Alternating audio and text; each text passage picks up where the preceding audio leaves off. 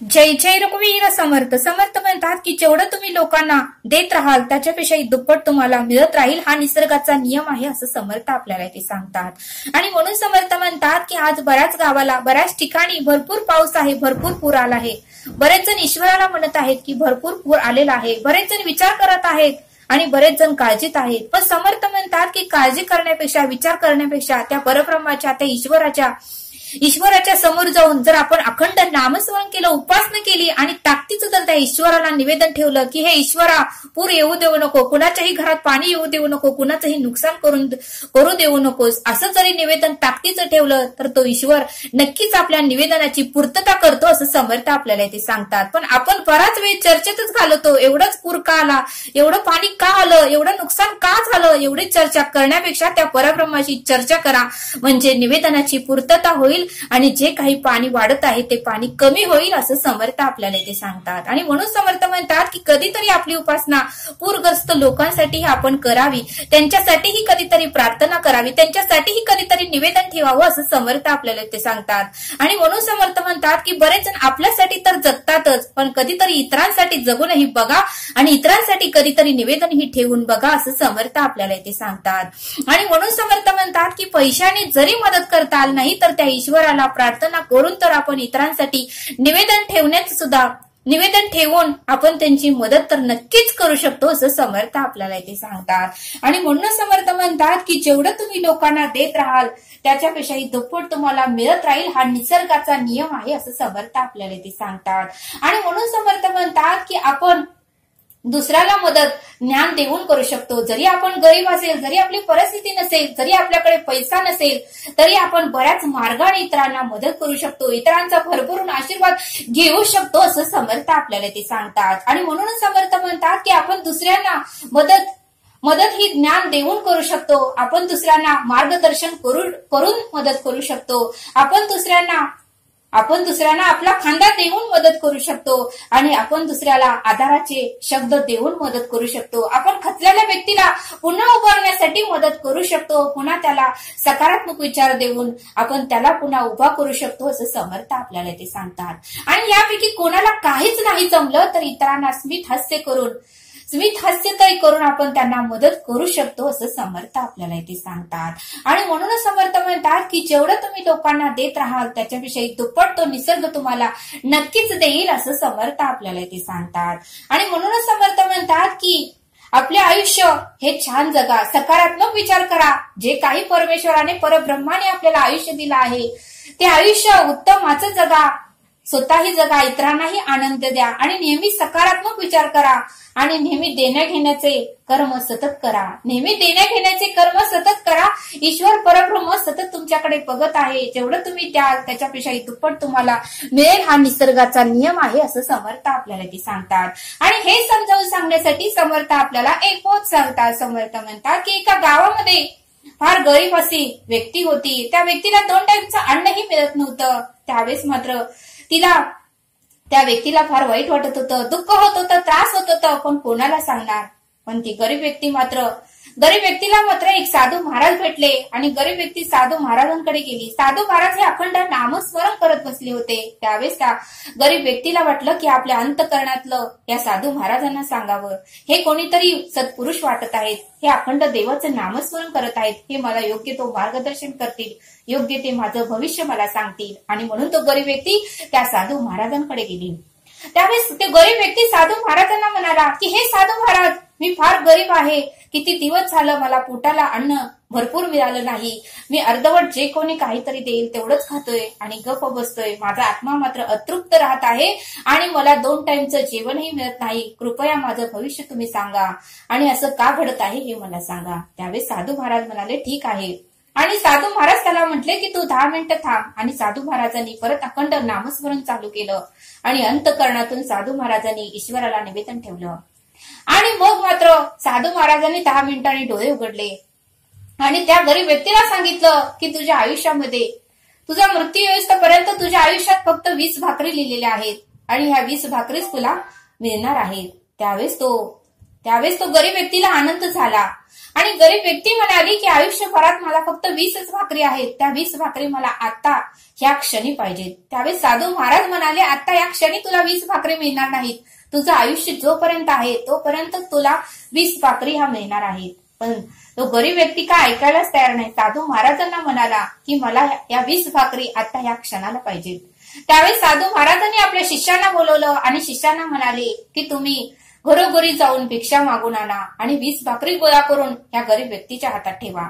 त्यावेळेस शिष्यानेही साधू महाराजांचं ऐकलं आणि सर्व शिष्य प्रत्येक घरामध्ये भिक्षा मागून आणण्यासाठी गेले आणि सर्व शिष्यांनी 20 भाकरी गोळा केल्या आणि साधू महाराजांकडे आणून दिल्या.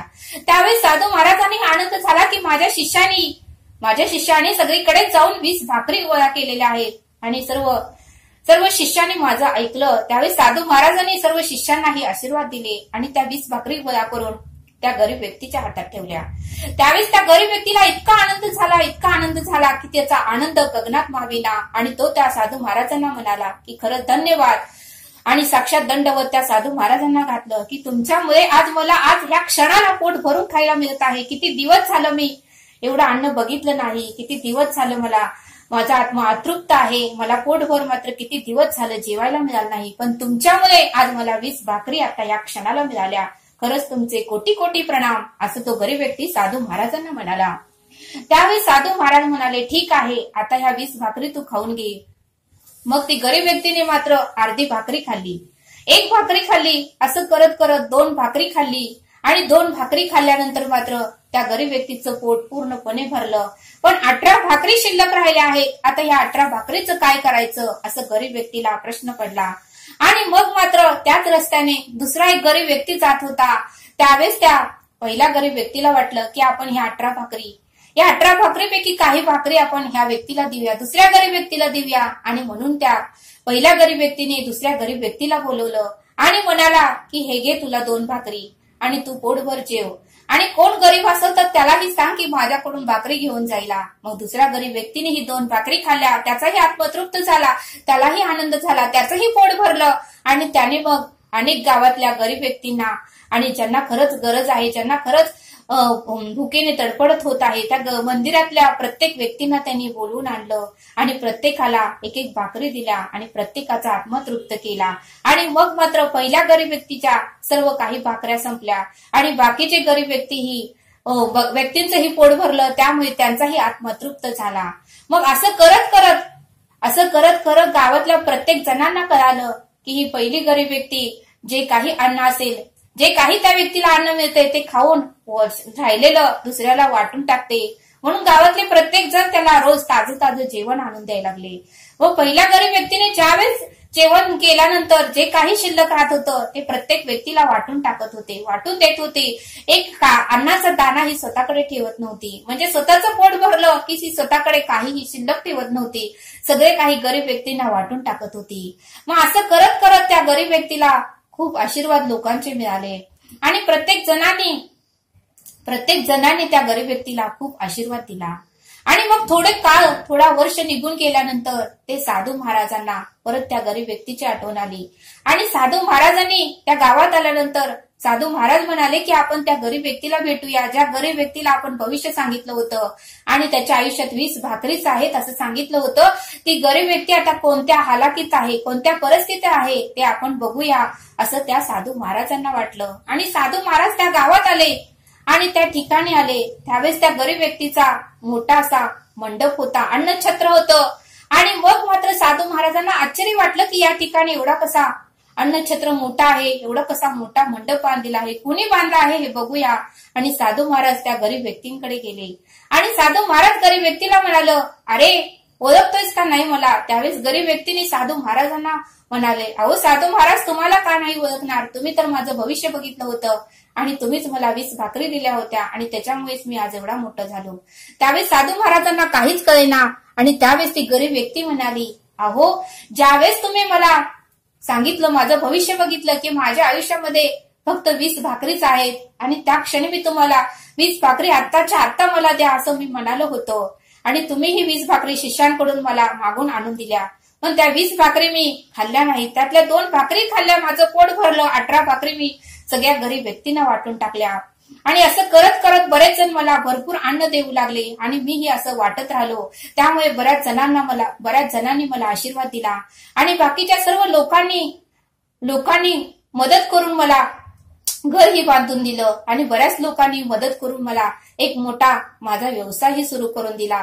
मला एक बिझनेसही चालू करून दिला आणि माझा बिझनेस, माझं घर ही माझी बायको, माझी पत्नी बघते आणि मी मात्र अन्न क्षेत्र आहे, या क्षेत्रामध्ये राहून मी प्रत्येकाला अन्नाचं वाटप करतो आणि रोज 5 पक्वान्न जेवण मी प्रत्येक व्यक्तीला रोज देतो. आणि त्यावेळेस मात्र साधू महाराजांना खूप आनंद झाला आणि बघा म्हणले समर्थ, या बोधातून आपल्याला हे शिकायला मिळतं की जेवढं तुम्ही लोकांना देत राहाल, जेवढं तुम्ही लोकांना वाटत राहाल, त्याच्याविषयी दुप्पट तुम्हाला मिळत राहील. हा निसर्गाचा नियमच आहे. आणि मग ती गरीब व्यक्ती साधू महाराजांना म्हणाली की साधू महाराज, खरंच तुम्ही भविष्य सांगितलं होतं हे मान्य आहे, पण जेवढं मी लोकांना देत राहील तेवढं मला परमेश्वर परब्रह्माने देत राहिलं.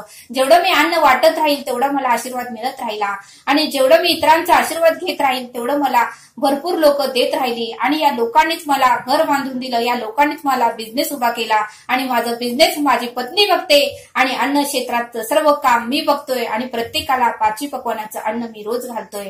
त्यावेळेस मात्र साधू महाराजांना खूप आनंद झाला आणि गरीब व्यक्तीनेही साधू महाराजांना साक्षात दंडवत घातला आणि साधू महाराजांचा आशीर्वाद घेतला. म्हणूनच समर्थ म्हणतात की बोध असाच आहे. या बोधातून आपल्याला बरंच काही शिकायला मिळतं की जेवढं आपण देत राहील तेवढं आपल्याला मिळत राहतं. आणि म्हणून समर्थ म्हणतात की इतरांना देत राहा म्हणजे आपल्यालाही मिळत राहतं. आपण राजा व्हायचं काम करायचं, भिकारी व्हायचं काम करायचं नाही. राजाचं काम काय असतं? सतत इतरांना देत राहायचं, सतत इतरांची काळजी करत राहायचं, म्हणजे आपल्यालाही येतच राहतं. आपण जर भिकारी राहिलो तर मग आपल्याला काहीही मिळत नाही. म्हणून समर्थ म्हणतात कधीही आपले 2 हात इतरांना देण्यासाठी असावे, घेण्यासाठी कधीही नसावे, असं समर्थांनी आपल्याला इथे सांगितलं. आणि म्हणून समर्थ म्हणतात की आपलं आयुष्य हे छान जगा, उत्तमाचं जगा. हे आयुष्य लाख मोलाचं आहे, अनमोल आहे. हे आयुष्य असंच वाया घालू नका. स्वतःही आनंदित राहा, इतरांनाही आनंद द्या आणि नेहमी सकारात्मक विचार करा. निगेटिव्ह विचार करूच नका. निगेटिव्ह विचार करण्यासाठी लोक तर तयारच आहेत. आपणच आपल्यासाठी आनंदित राहायचं, आपणच आपल्यासाठी सकारात्मक विचार करायचं आणि नेहमी देण्या घेण्याचे कर्म सतत करा, म्हणजे परमेश्वर ही आपल्याला सतत देत राहतो. कारण ईश्वर परब्रह्म सतत आपल्याकडे बघत राहतो असं समर्थांनी आपल्याला इथे सांगितलं.